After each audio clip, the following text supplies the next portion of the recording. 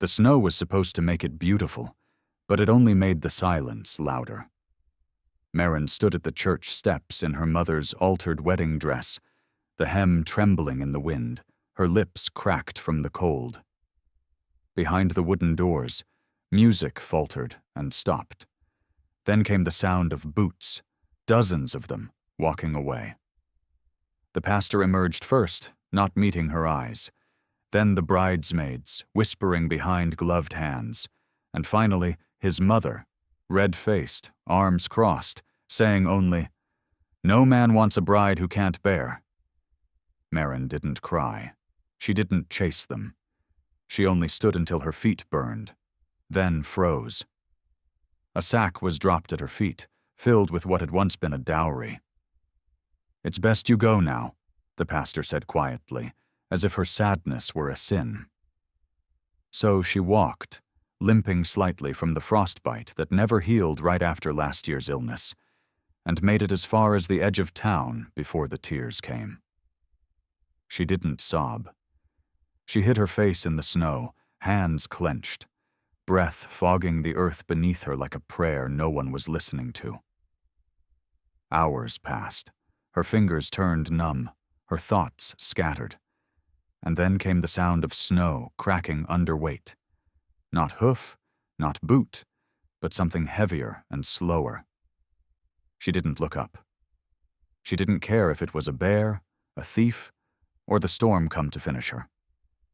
But the steps stopped beside her, and after a long pause, a man's voice, low, deep, and slow as thawing river ice, said, "Why do you weep into the ground?" She didn't answer.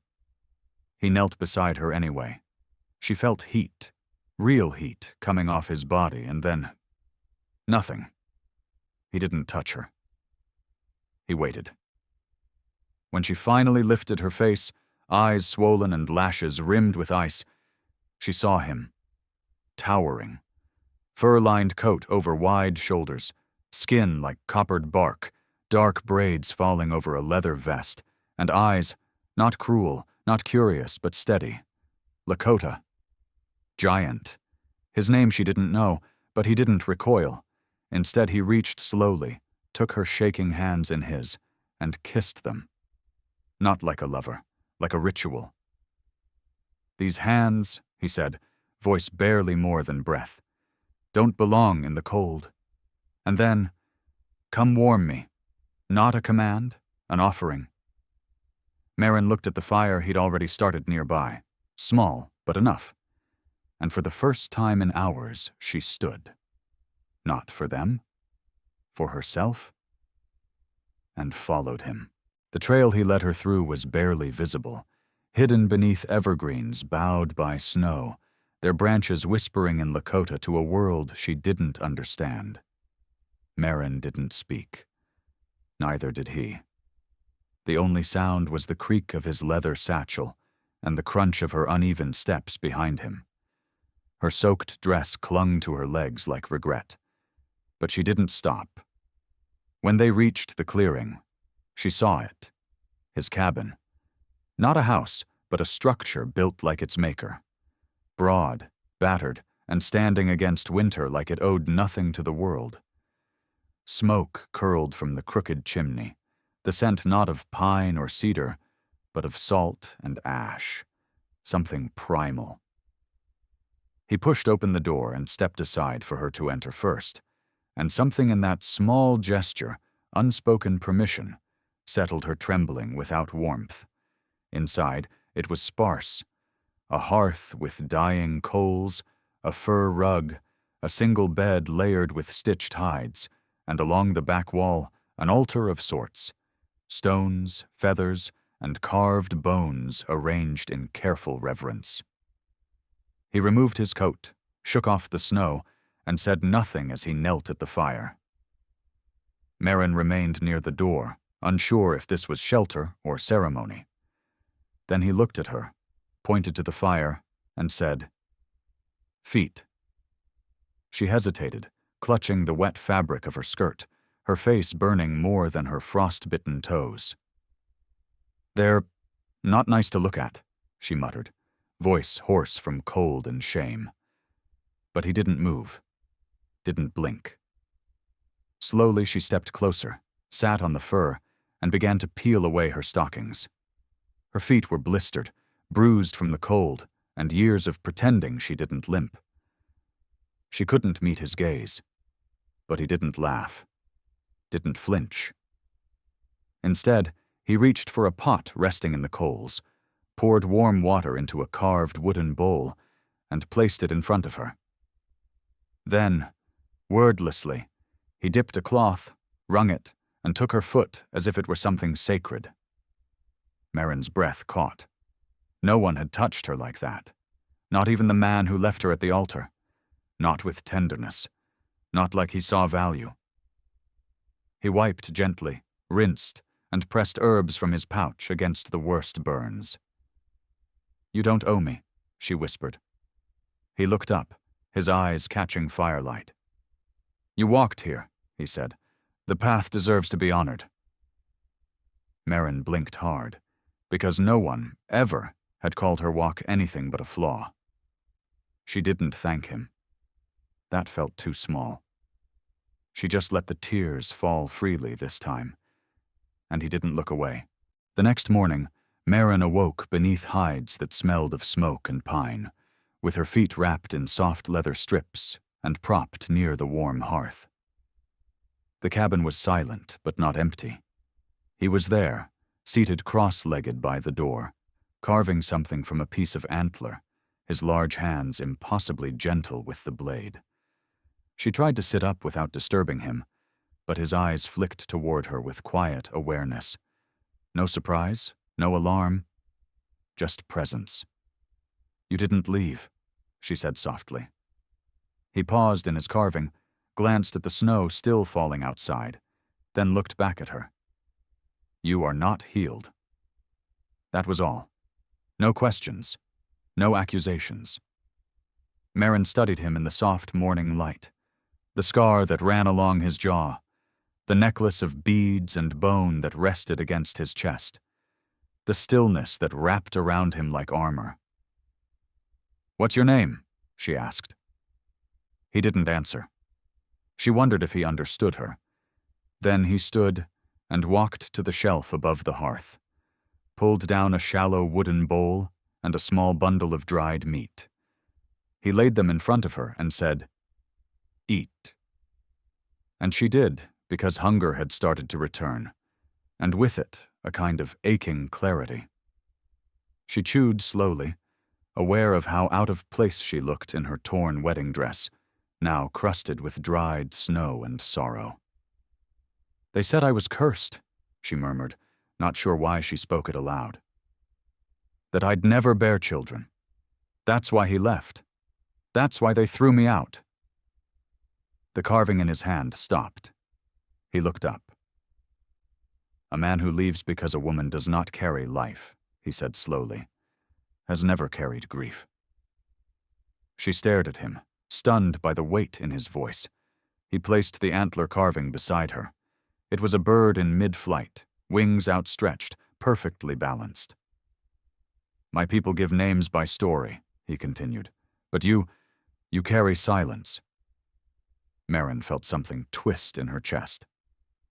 "I don't even know who I am anymore." The Lakota man stood, moved to the door, opened it, and let the cold spill in.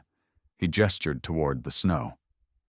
"Then let this place name you, not for what was taken, for what remains." She followed his gaze outside, where no footprints marred the new snow, and for a moment she saw not exile, but canvas, a place to begin again. And standing beside her, the man who had offered her not a name, but the space to rediscover it. The snow didn't stop for 3 days, and neither did the fire. Merrin tended it when he was outside chopping wood or returning with snow rabbits slung over his shoulder, his silence never cruel, only complete. She'd never known that quiet could feel like safety. In the cabin, the heat never roared. It just stayed, low and steady, like a promise that neither of them would name. On the second night, she couldn't sleep. She lay beneath the hides, staring at the ceiling beams, listening to the soft scratch of his carving knife against bone. "Do you live here alone?" she asked in the dark. No answer. She sat up. "Did you lose someone?" Still nothing. But when he stood and walked over, placing another carved figure, this one a bear cub, beside her bowl, she understood. He didn't answer questions because he gave stories with his hands. Marin reached out and touched the carving, then looked up at him. "You're not what they say, are you?" He tilted his head, expression unreadable. "What do they say?" She swallowed. "That Lakota men steal women, that they take what they want." He nodded slowly. "Some white men say things so they don't have to look at what they've done." Marin felt shame burn in her cheeks, not for him, but for herself. For how many times she'd repeated what others told her without ever meeting the man they feared. "I'm sorry," she whispered. He looked at her for a long moment, then pointed to the fire. "You keep it lit," he said. "That speaks louder than apology." She looked at the flames and saw it differently now.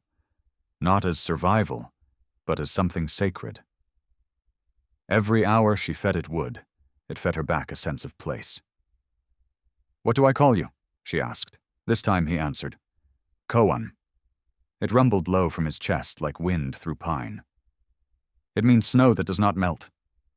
Marin smiled softly. "I suppose I'm the fire, then." He didn't smile, but his eyes warmed. "If you choose to be." That night she didn't lie on the bed alone. She sat by the fire until it softened into embers, her back against his arm as he sat behind her, carving still. No touch was taken. No word was needed. Just the fire. And the knowing that someone, finally, saw her not as broken, but as something that could burn steadily in the storm.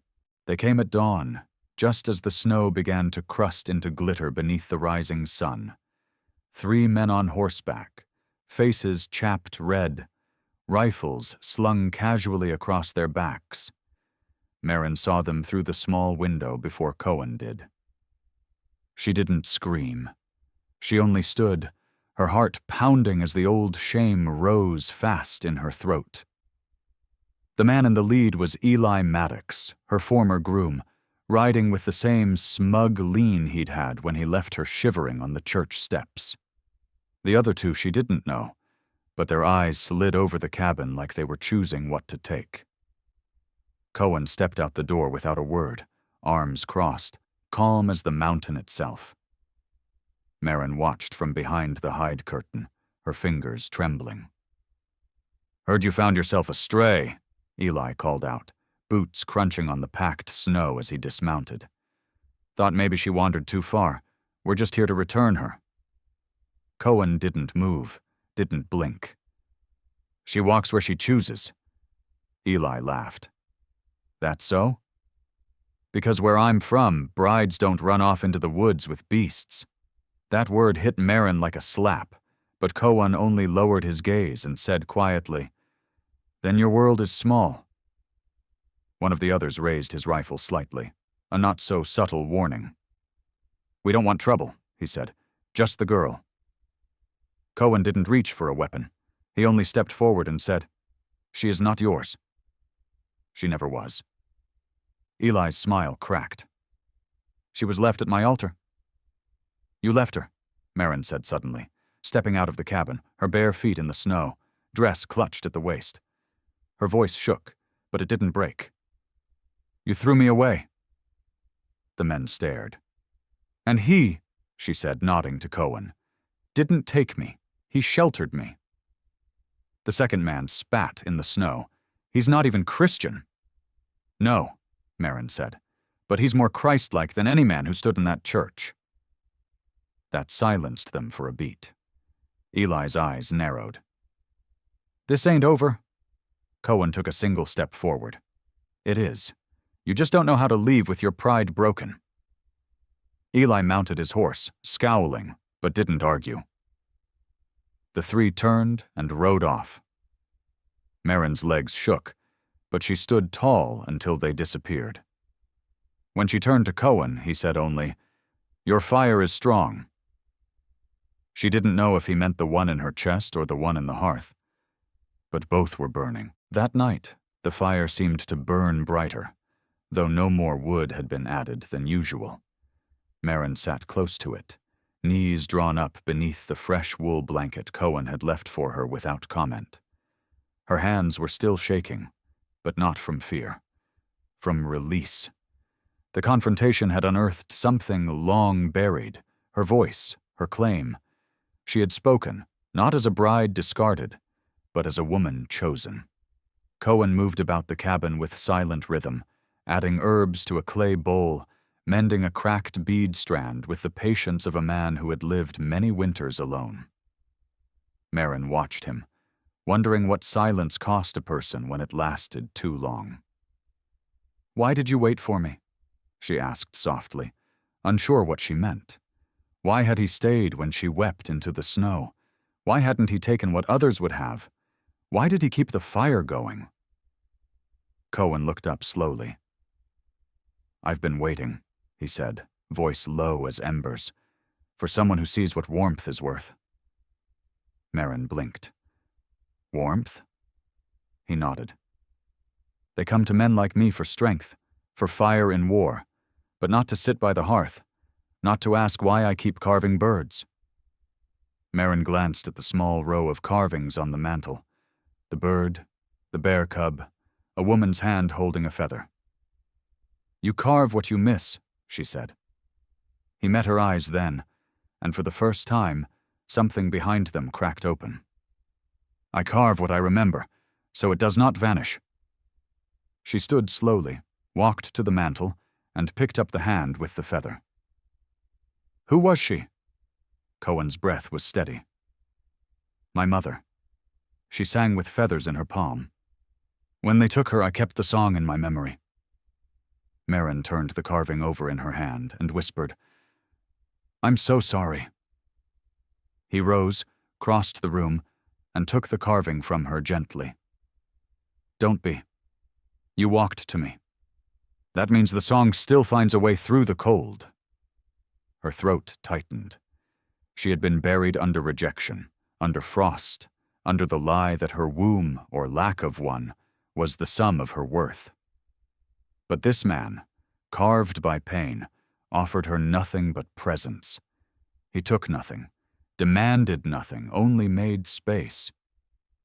Merrin stepped closer, placed her hand on his chest. "And if I stayed?" He looked down at her, his fingers still wrapped around the carving. "Then I will carve your name into wood, so it cannot be forgotten." The next morning, Merrin awoke before the fire. But she was not alone. Cohen was already outside, his heavy steps crunching through the fresh snow beyond the cabin. She wrapped herself in the wool blanket and stepped into the cold, following his trail, each footprint a hollow in the white. She found him near the edge of the woods, crouched beside something small in the snow. As she drew near, he looked up and gestured softly. A young fox, barely grown, lay curled and trembling, its paw twisted in a trap half buried beneath frost. Cohen didn't speak. He simply moved with care, his breath slow, his hands practiced. Merrin knelt beside him without thinking. Her own hands shook, but he didn't stop her. He pressed her fingers over the hinge of the trap, guiding her slowly. It took them minutes, but when it finally clicked open, the fox bolted a few feet, then turned. It stared at them, one amber eye squinting in pain, the other wide with something that looked like understanding, before vanishing into the trees. "Will it survive?" she asked. "If it walks," Cohen said. "If it remembers not all hands harm." She looked at him, realizing he wasn't just talking about the fox. The wind was rising, but neither of them moved. "Why do you live out here?" she asked. "Why not with your people?" He stood, brushing snow from his knees. I was born between places. My mother was Lakota. My father was not. The tribe gave me what they could, but the world likes its names cleaner than mine. She stepped closer. So they gave you to the snow. He shook his head. I walked here, to learn silence, to hear what stillness says. She took his hand, cold and strong. And what has it told you?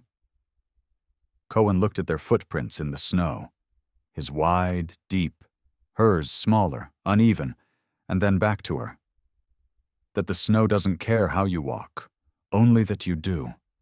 She felt something loosen in her chest, a knot that had lived there for years.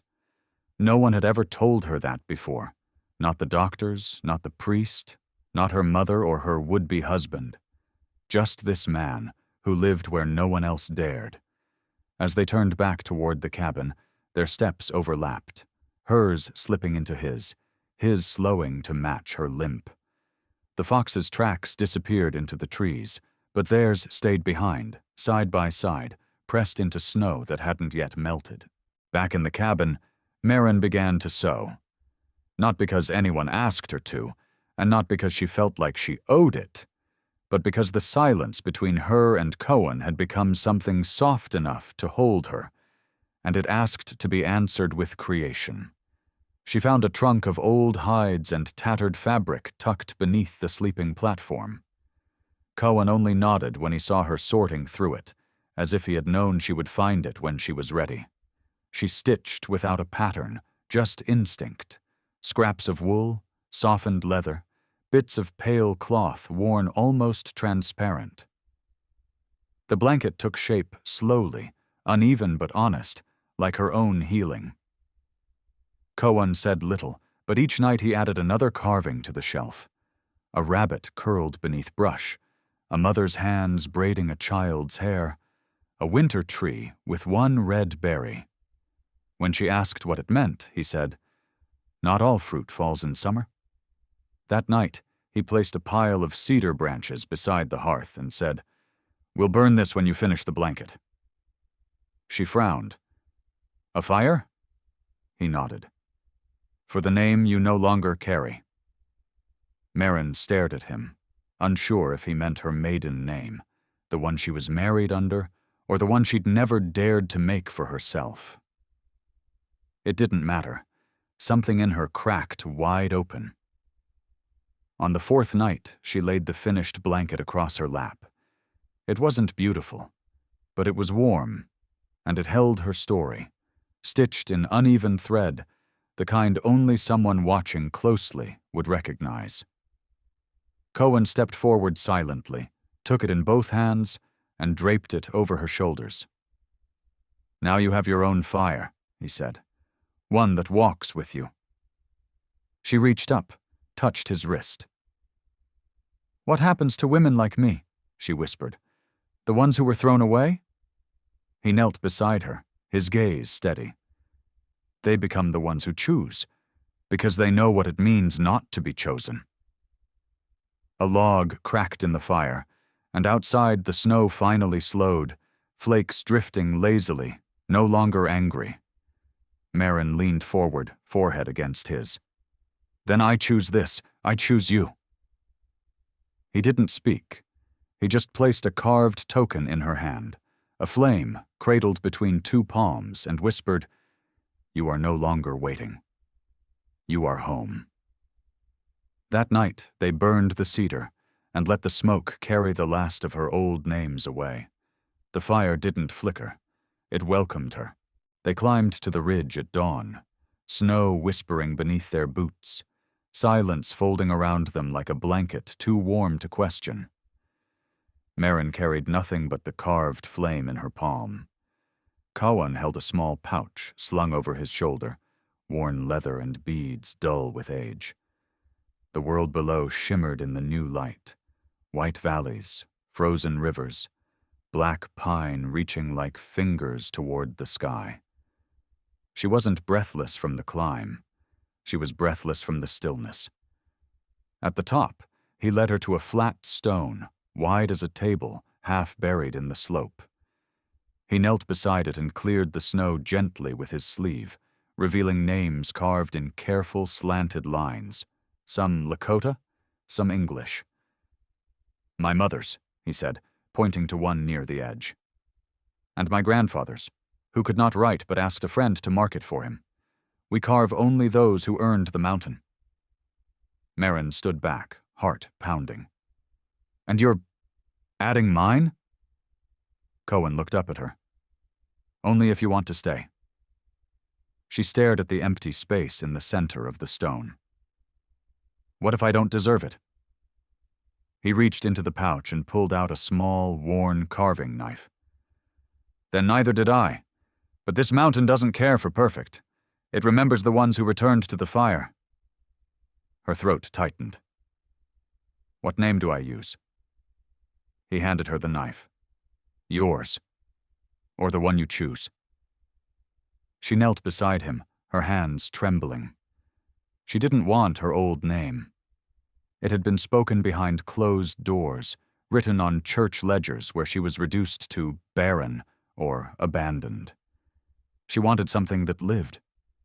She thought of the blanket she'd sewn, of the fox they'd freed, of the hands that had held hers not with desire, but reverence. Slowly, she carved. Sarah, a name she'd once whispered to herself in girlhood, before they made her feel small. She carved it low, near the fire symbol, and when she finished, Cohen pressed his palm beside hers on the stone, letting the heat of their skin warm the icy surface. "Sarah," he repeated. "The one who walked through winter?" She leaned into him, the cold forgotten. "What happens now?" He wrapped the pouch again and stood. "Now, the mountain remembers you, and so do I." As they walked down the ridge, she didn't limp. Not because her foot had healed, but because for the first time, someone walked exactly at her pace, step for step, name to name. By the time they reached the cabin again, the snow had begun to melt in patches along the edge of the roof, the first quiet signs of spring whispering beneath the cold. Merrin, or Sarah, as she now let herself say aloud, took the blanket she'd made and laid it on the bed without hesitation. The carved flame rested on the shelf beside the braided bird, and the air inside the cabin felt fuller, as if her breath finally belonged here. Cohen moved without speaking, preparing the stew pot with elk meat he'd dried weeks ago, his hands practiced and patient. He didn't look up when he said, "You stitched truth into cloth." Sarah smiled gently. "You carved it into wood." They didn't need to say more. That night she set the table, and without thinking, she placed 2 spoons instead of 1. For so long she'd been fed by others' decisions, what she could be, who she was allowed to love, whether she was useful without a child in her belly. But tonight, she fed herself, and she fed the man who never asked her to be anything but present. They ate in silence, but it wasn't empty. It was full of every word they hadn't needed to say. After, Cohen rose and opened the window, letting in a sliver of moonlight. Then he returned with a small pouch of herbs and placed it near the hearth. "For your dreams," he said, "so they no longer end in snow." Sarah watched the flame flicker. "And yours?" she asked. "What do you dream of now?" He looked at her, eyes steady. "Of waking with someone beside me who doesn't flinch when I move." Her throat caught, not from grief, but from the soft recognition of safety. She rose, walked to him, and placed her forehead to his chest. "I've flinched all my life, but I think I've stopped." Cohen wrapped the blanket over her shoulders and guided her to the bed, not with urgency, but with reverence. When they lay down, he didn't reach for her body. He reached for her hand. And in that stillness, as the wind gentled outside and the mountain exhaled beneath them, 2 things became clear. She had not died when they gave her to the mountain man, and he had not remained untouchable. Together they had made something sacred from what was discarded. In the morning, there would be footprints again, side by side, and the fire would already be lit. Please like, share, and subscribe to support more soul-deep stories here on Echoes of the West. If you'd been standing in the snow when he kissed her hands, would you have stepped closer too? Tell us below.